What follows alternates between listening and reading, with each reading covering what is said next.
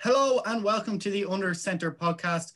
I'm your host, Fionn Malloy. And before we get going today, can I please get you guys to like and subscribe to us here on YouTube? Of course, you can drop us a comment as well. Let us know what you think, how we're doing. We love to hear all your feedback. And of course, I am joined by my two co-hosts. They are the masterminds of a competition league to this European Super League, the European Mega League, they're calling it. Dara Maher and Jake Woolhead. How are you guys doing? One sport I don't even watch, Fionn. Well, actually, it's the one sport I don't watch football at all unless I have bet money on it or I'm drinking all day. So I don't watch it. So that's why I'm trying to get it out of just a one league in England and make it a big European league. I do hope Air League is going to last longer than the 72 hours the other one is lasting at the moment. It's falling apart rapidly over there at the moment. So the perceptive among you will notice that I'm the one in the hot seat today. And not Mr. Dara Maher as he usually is, and that's for good reason. We have reached the most important team on our off-season schedule tour around the NFL, and that is, of course, the Washington football team. I know Jake will do his best to tear us down. It's just simply not true. As Giants fans always do. So I've brought in the big guns to help me out. Ladies and gentlemen, please welcome Tay and Todd from the aptly named Tay and Todd Washington Football Podcast. Guys, it's great to have you on with me. Thanks so much for having us. No problem. Thank you. We normally start off these shows with a little rundown of last season. If you guys want to let me know what you thought of last season, whether it's on the coaching side, maybe some games that stood out. I know for me, the Eagles, Dallas, and Steelers were big wins for us last season. I want to know what you guys thought of the season and things that stood out. It was definitely a COVID year, because they were 1-5 and then they were 2-7 and then they finished 7-9. So it was one of those years where they had reached the point where I said, okay, they're bad. We'll be in position to get a quarterback. And I was content with that. And then they turned around and it was like, they're competing for the playoffs. And I had to suddenly switch my emotions another way, which is not very easy to do. But in the end, it was a fun year. I think more than anything, just being able to contend for the playoffs down to week 17 is fun. Anything less than that is just terrible. So it was a fun year and I appreciate that. I had the same feeling as you, Todd. As a Giants fan, it came down to that last game for us as well, right. With obviously the football team against the Eagles, which they tanked. I'll forever be sore about that one. But however, it does feel that little bit of retribution that I get because now the football team are in that really awkward position where they have three quarterbacks and not one of them is NFL level. Yeah, I'm envious of your draft spot, but we can talk about that later. Yeah, and I want to back Todd on that. It was an interesting year. You know, you go from the name change in the offseason to Ron Rivera with cancer to Dwayne Haskins to it was just so much, you know. And then I look back at what I think turned the season around was actually against the Giants. We went for it on the 2-point conversion and we failed. But I think that kind of shaped the mentality of a Ron Rivera culture team, and it kind of showed like, hey, we're going to fight. We may lose, but I'm going to show you that we're going to teach these guys how to win. And the team just took on his mentality and his culture. It was just wonderful, and that's what I loved about it. I love the Steelers game. I love the end of the year. I love Chase Young. It was just we starting to see that young talent kind of expand, and we're a really young team. Yeah, I agree with you guys. I think for me, it was the big standout that we looked much tougher this year than we have in previous seasons. And I definitely put that down to Ron. He's known as Riverboat Ron for a reason. He goes for it. And that's great to see our football team do stay competitive, stay in those games, like you mentioned, right. Todd, and be competitive. And I agree with you guys. It was such a weird year. Obviously, I don't know if any other team went through as much as the Washington football team did. Some of the stuff that even kind of gets forgotten, like it was only the last preseason we dropped the name. Then obviously Coach Rivera came out with cancer. I think he did an excellent job last season. I want to know what you guys thought overall of his coaching performance. I thought he was good. I thought he was, he made some decisions that people hated early on. Like he said, he was protecting the team by not, maybe fighting or using timeouts in the last few minutes. There was the 4th and 13 attempt against the Ravens, testing Dwayne Haskins. People thought it was weird. It was weird, but I didn't mind it. But overall, he was consistent, I think.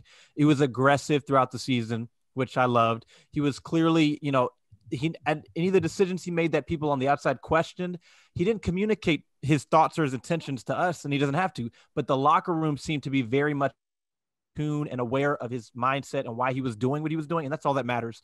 So I thought he did a great job. Obviously, he can improve, and I think he said he's going to work a little more closely with the coordinators, but because of the cancer, he couldn't. But you can't ask for much more than that with, a first year and an abbreviated offseason and a bad quarterback. Yeah, I'll back that. He did a wonderful job, and I love Ron to death. He's the first guy who, if I were to meet him in person, I would call him coach. And I don't even play for the man. I don't get paid for watching, but I just respect him so much, man, and just the way he talks to the players, and you could just sense that family. No leaks. Mm-hmm. He's about his business. He keeps everything honest. We don't even, like Todd said, he doesn't care what we know. He wants the people in the locker room to know that he has their utmost respect. And I think he did a wonderful job, and I love what he's building. He's building a fantastic culture here in Washington, and I'm so thankful that he chose us out of all the teams. Right. Yeah, I always respected him in Carolina as well. I always thought he did a great job there. One thing you touched on as well, Todd, was our quarterback situation last year. We're one of the few teams who managed to get to the playoffs using 4 quarterbacts over the course of the season. It was pretty dramatic. We also saw the straw that broke the camel's back in Mr. Dwayne Haskins. He finally got cut. Is that something you guys were expecting, glad of, looking forward to, or were you guys feeling a bit sorry and kind of wanted him to make it a little bit here? I mean, he was a hometown guy, so that would have been a nice narrative, but I guess it wasn't. Yeah. It would have been great. It would have been fantastic. I'm gonna do the more diplomatic, political response. And I wasn't necessarily happy when he got released, but I wasn't sad either. I was definitely rooting for him throughout the offseason. The videos, thought he was gonna be great, but you kind of started to see pretty immediately that it kind of just wasn't there. And so for me, the goal of the season, one of the main goals was not for Dwayne to be the franchise quarterback. It was to find out if he is. And we found that out. People hated that he was benched after week 4. I said, he hasn't shown anything to show. He hasn't done anything to show he should keep starting. And we found out at the end, we got complete ultimate closure, which I think some people really needed. So I'm glad that we moved on, that we're not going into this next offseason saying, well, maybe Dwayne, maybe there's still, no, it's clear. He's gone. Let's move on. I love that. That was a huge check mark off the box off the to-do list. Now the bigger one is to find the actual quarterback. Dwayne, we were the biggest Dwayne supporters. If you followed us in the beginning when we first started, Todd and I were the biggest Dwayne supporters, and it just kind of fell off towards it. Ron had a unique opportunity. He got to start 4 quarterbacks this year, and people questioned him at the time, but now you look back and nobody's really questioning him because you look at Dwayne, it just didn't work out there. You look at Kyle, it just that situation, he got hurt. Then you go to Alex, he does well. Then you go to Taylor Heineke, and he got a chance to evaluate all 4 of those quarterbacks, and he was in a unique situation. While doing that, we were also winning games, for the most part, winning the division. But Dwayne, it showed early on, he struggled with accuracy. He struggled with decision-making. And honestly, I was frustrated, and I'm just glad that we moved on. And I'm glad we don't have a coach who's blind to the fact that it wasn't the talent around them, because they produced. Logan Thomas produced when he had other quarterbacks in there. It was the problem was the quarterback, and I'm glad we were able to move on. That you don't get to see a first-year head coach do quite a bit is have that ability to evaluate that many quarterbacks, and especially what you do with like a second-year quarterback that was picked in the first round, like Dwayne Haskins, to give him that chance to show you he could be the guy on that 4th and 15, which you mentioned to Todd, that but he didn't take that chance, and so you got a really good picture of who he was as a quarterback. Maybe he could grow, maybe not, but that was something you had a good sign of at that time. Yeah, and it was affecting your ability to evaluate other players at other positions too. So it was just that's a good point. Do you think Haskins was late to his meeting getting cut by Ron Rivera because he was taking selfies outside his meeting? I definitely think it's possible. Definitely not out of the realm of possibility. He may have been at the strip club. We don't know. But I want to ask about, because probably, well, you've made a lot of free signings that I'm sure Fion's going to get into there soon. But the one that I wanted to ask about is still in the quarterback position, and that is, Ryan Fitzpatrick, Ryan Fitzmagic, Ryan Fitztragic, as Jake likes to call him. But like, obviously every fan will know that this is going to be sort of a bridging quarterback until the guy that you want comes along. And now, does that mean it's going to be the guy in this draft, or would you be happy to wait till next season to reevaluate things then? I think this is one area where me and Tate tend to disagree. We agree on pretty much everything else, but I like that they signed Fitzpatrick because he is clearly a bridge. There's no question. His age makes him a bridge. I would absolutely love for them to address it this year, though. My reasoning is, if they are able, my reasoning is we have needs at linebacker and no one's saying put it off till next year.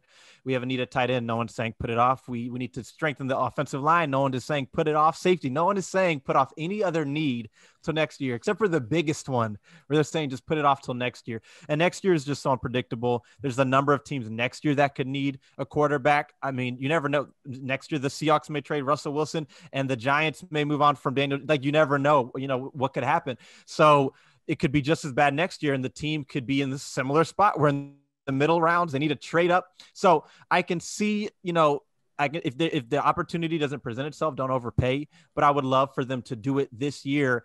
And then now you have the opportunity to let that guy sit and learn. He's not forced to play immediately. So I'm all in on this year. Tay may be different. Yeah, I have a question before I go forward. Is Fitzpatrick the best quarterback in the division? No, let's not forget about Daniel Turnover Jones. I'm just asking. By a mile. I will say I was a big fan of Fitzmagic, but he certainly just joined the wrong team in the wrong division for me. But what I will enjoy is watching him win you 2 games. Everybody's riding the Fitzmagic roller coaster, and then he throws 4 interceptions in a single game. Yeah, you go up and then you go down. Oh, yeah. The Fitztragic roller coaster. Yep. I'm conflicted on this, and I bounce back and forth. Ideally, I would love a quarterback this year and kind of develop him underneath, Fitzmagic, as he is the bridge.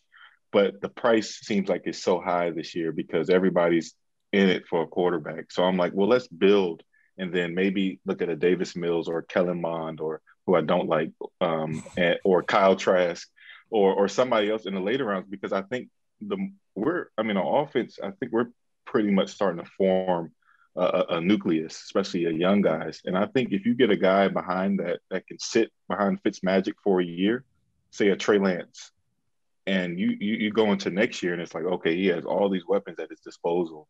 And it's like, man, what his potential automatically rises. So I'm conflicted here.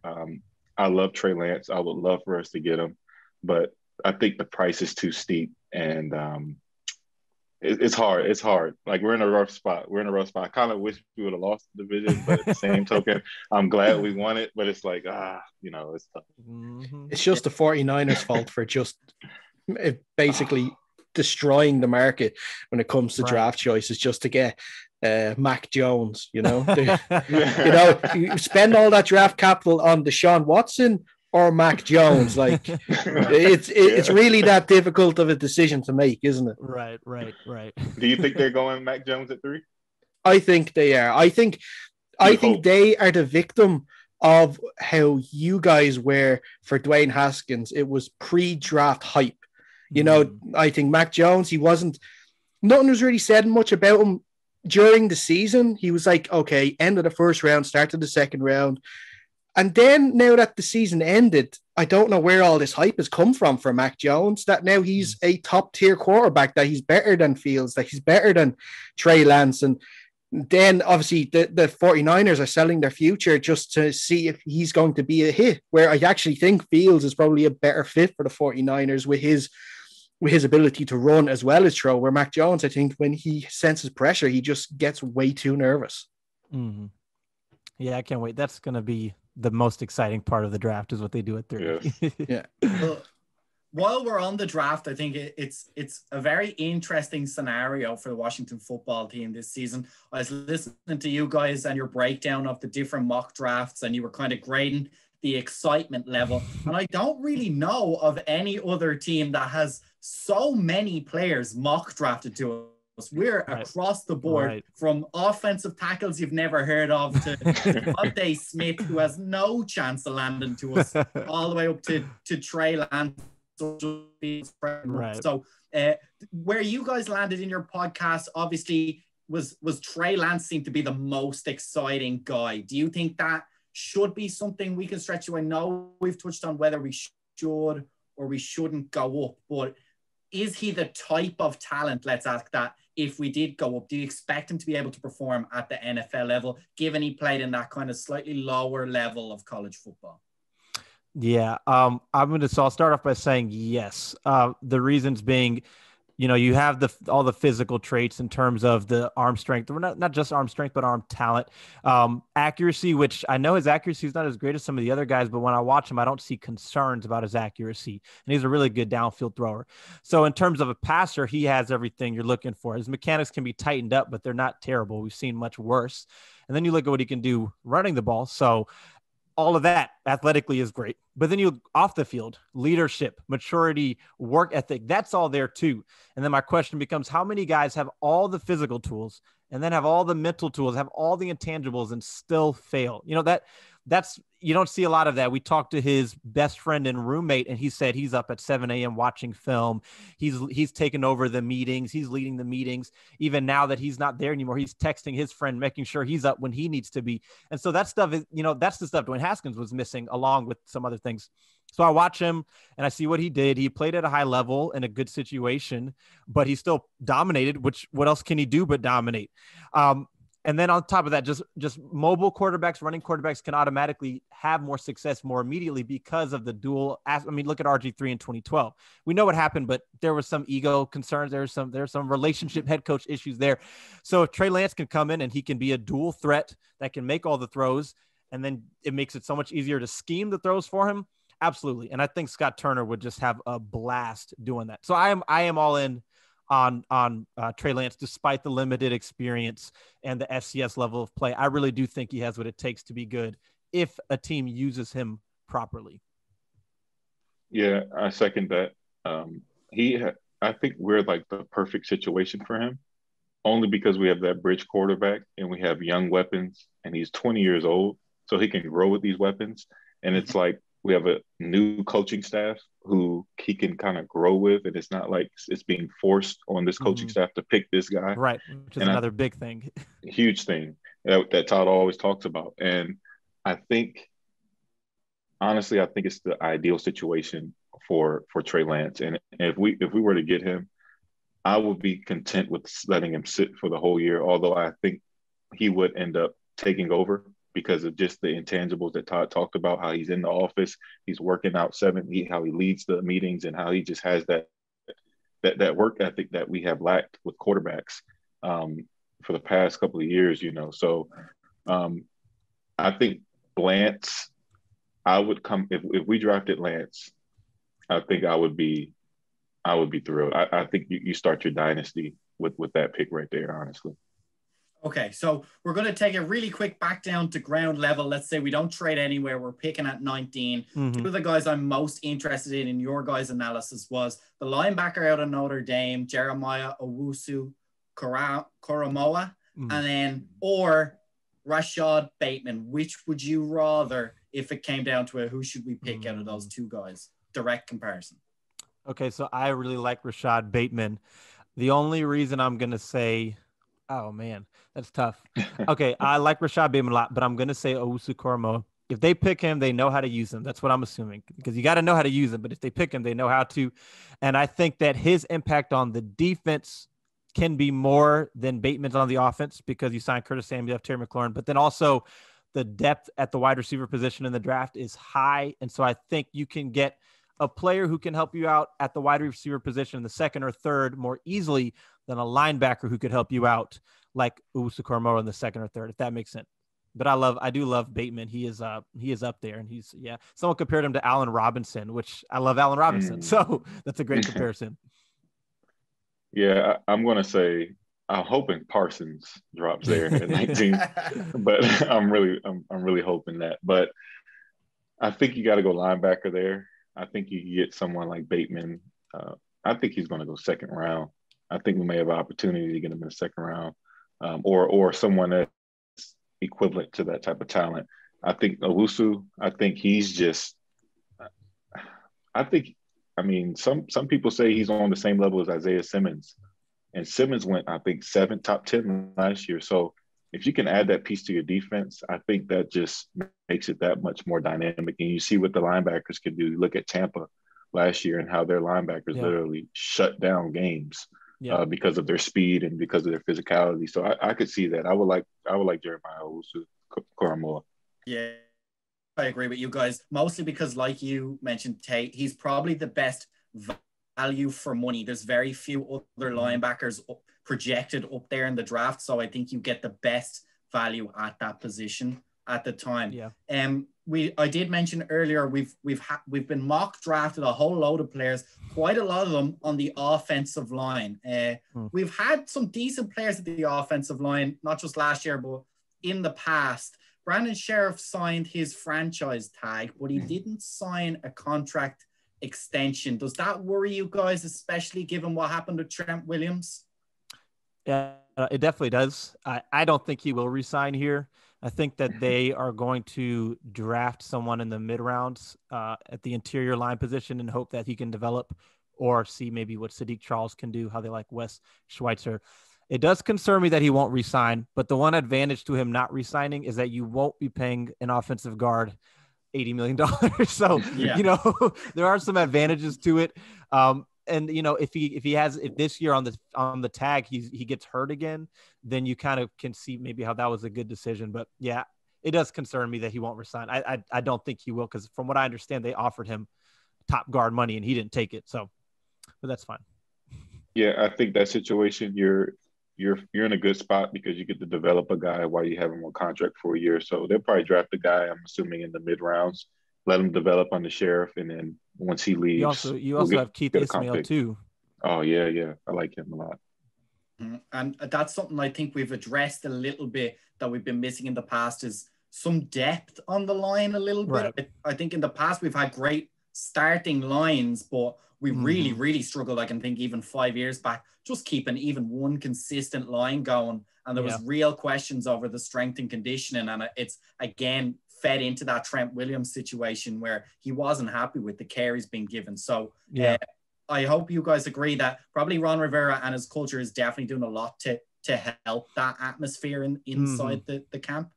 Yeah, I think so. It makes you wonder, it definitely makes you wonder why a guy like Sheriff maybe he doesn't want to be there, but if he doesn't want to be there, then Rivera has said, well, we want guys who want to be here. So if you don't want to be here, that's fine.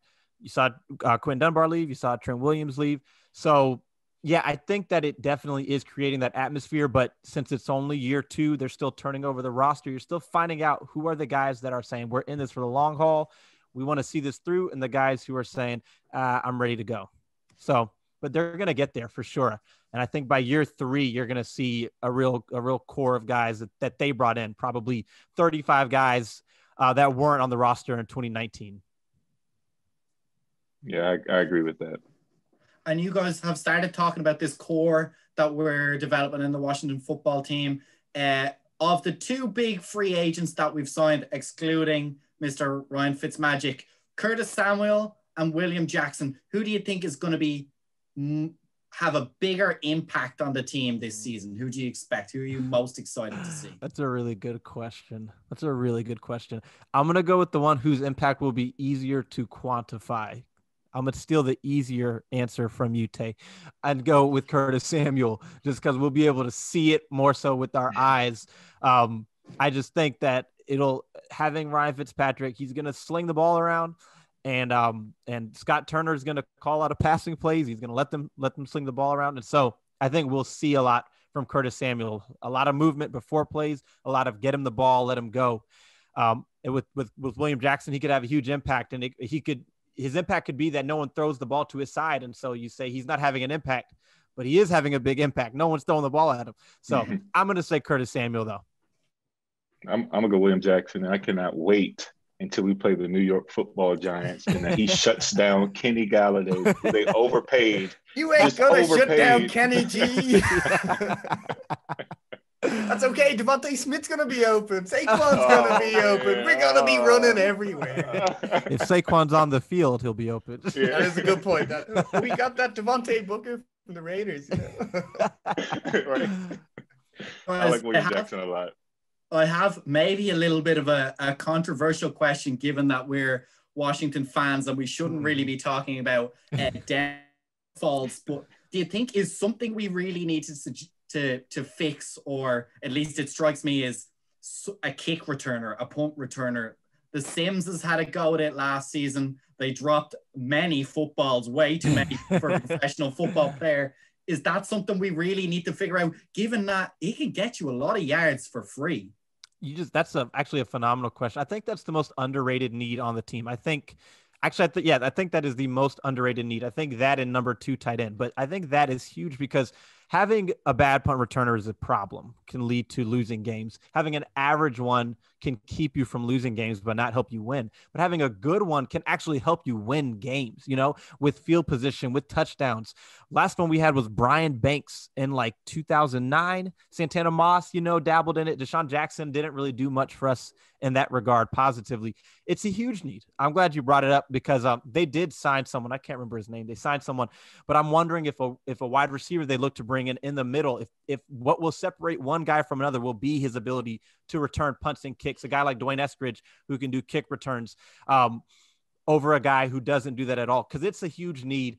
And I mean, the team has just not been a very good special teams team for years. It'd be great to have someone who can at least catch the ball. It'd be even better to have someone who can do something once they catch it. So yeah, that's a huge need. Great question. So infuriating to watch your kick returner either drop the ball or take it out of the end zone and get to the 15-yard line and get tackled. Just take the knee, let it man. bounce and it lands at the 1. It's just, and I hold my breath every time I'll punch. I hold my breath every single time. Was the guy Adam Humphries or DeAndre Carter?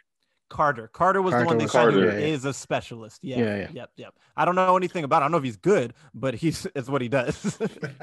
Kadarius Toney, they met with him 3 times so far from what I've seen. That's a name to look out for. I think they want to use him. If they were to draft him, I think they would use him as the returner, and they want to use him on offense. So I know they met with him 3 times so far. So that's going to be interesting to keep an eye on. And looking forward into next season, we'll be done with the draft, done with the free agents.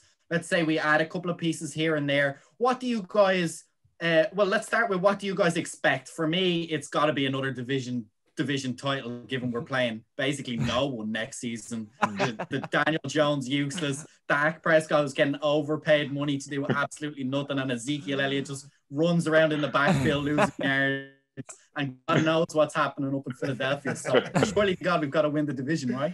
Yeah, it may be another 7-10, because 17 games, 7-10, 8-9 division. Right? I definitely think that the division won't be strong again. Even if Dak Prescott's back, that their defense was still giving 29, I think, 0.6 points a game. But over the first 5-6 games, or for more than half of the season, they're giving up like 33 points a game defensively. Even if they improve that number to 27, you're still giving up 27 points a game, right? So I think the Cowboys' defense is still going to be a problem. I think the Giants are all Daniel Jones. It's all comes down to Daniel Jones. If he has a big year, I think they're going to be good. If he doesn't, Galladay and Saquon and Slayton are all getting wasted. And then the Eagles, I'm not even worried about at all. So I think for me, it's at least competing for that. I think that's what I would expect, which is why I want a quarterback this year, because I think you're going to be contending for the division, having a later first round pick, at least not falling backwards in terms of wins. If you can at least duplicate the number of wins, which is what looks like a much tougher schedule. Like we play everyone who went to the playoffs and the Super Bowl last year. I think that is, I think that's impressive. So yeah, that's my, just don't take a step back, take some kind of step forward, 7, 8, 9, and compete for the division again. Should be doable. Yeah, same. I think we'll compete for the division as well. I think that defense is just going to get better and better, and the coaching is another year in the system. I think I'm going to say they're going to repeat the division. I really believe that, depending on Fitzmagic. Right. It really depends on Fitzmagic. Yeah, it does. You guys will get a great laugh out of this. Me and Fionn were on a podcast, and I inadvertently said that the Giants would sweep the football team in the upcoming season. So I believe that. I have to believe that, but I'm not sure Fionn was so bought in on that one. I got to be honest with you, Jake. I can't say anything back to you because Daniel Jones is 4-0 against Washington. He's like 7-30 in his career, but he's 4-0 against Washington. So I can't say anything because he's been killing us. Hopefully not, though. Hey, I love Daniel Jones too. I want y'all to keep him for the Me too. I just want him to keep him for the opposite reason that you want to keep him. Right, it's so scary to see him have the ball for more than 2.5 seconds because you don't know whether A, he's going to get hit and he's going to fumble the ball, or B, he's going to throw it and it's going to get intercepted. Although Evan Engram might have been a big hand in all of those. Yeah, that's a fair point. That's a fair point. But we're not talking about Giants.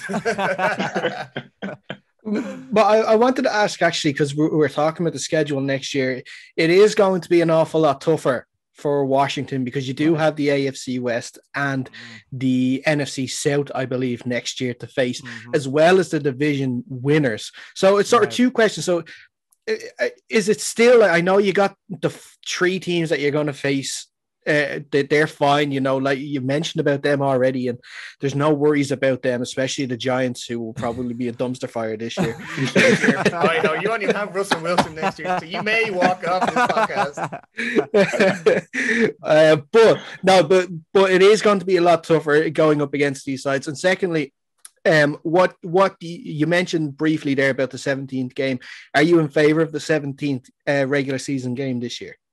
So the second one, yes, I am in favor of 17. They got rid of the preseason game, and so yeah, I'm all more football for sure. I'm not a player, so it doesn't affect my body.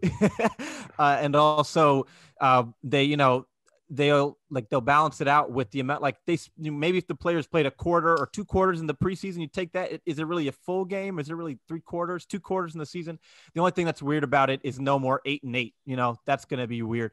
As far as the season, the schedule goes, the one, I think, upside that we have is that you look at the schedule, the toughest teams we anticipate are the Bucs, Chiefs, Seahawks, and Packers, and the Bills that stand out. And the Packers and the Bills, we play there, which to me is always an advantage for them, especially the Packers. The Seahawks, to me, and I know you're a fan, maybe you can attest this, or maybe I'm wrong, they definitely feel different away, especially on the West Coast. Especially on the East Coast than they do at home. Because I know they're unstoppable at home.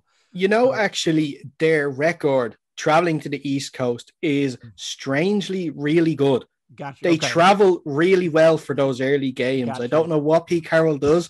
He must, the week before, he must change all their clocks back or something like that so they get used to the time or something. But every time they go over to the East Coast, I think it's I think the last few years it's 27-6 the record or something like that. They seem to do very well. Now I'm cursing myself right now because I'll lose every game on the East Coast next. Is that also next losing season? To the Colt McCoy led Giants? That was at home though. That wasn't in New York. That was at home. We messed ourselves up at home.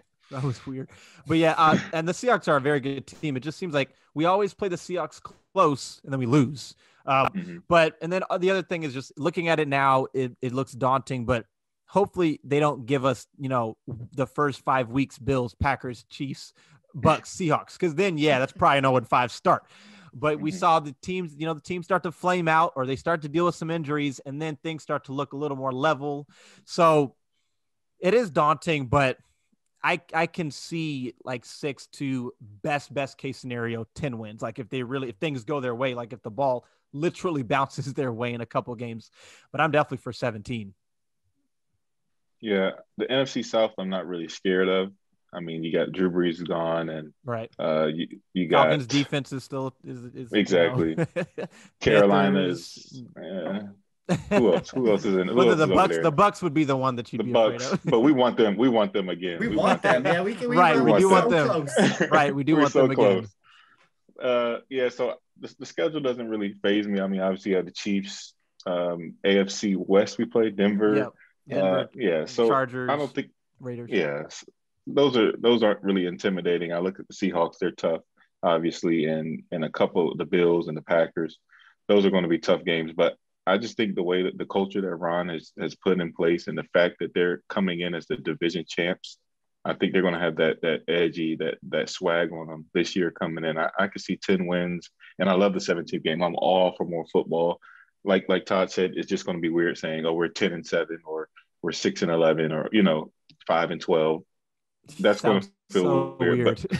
But hey, I'm loving it. I love football, and I I'm feel glad like you're looking through the next season in burgundy tinted glasses, much like I look like the Giants next season. With blue glasses. Yeah, we'll see what happens. Speaking of burgundy tinted glasses, I've one last question before I let you guys go, and that is maybe the most important one I've asked all show. What should we do with the name? I think my personal vote is to stick with the Washington football team. I kind of like it. It's a little bit different. Obviously, we're Europeans. We're used to tag name at the end, so it doesn't sound too weird to us. What do you guys think? There's been a lot of ideas floated out.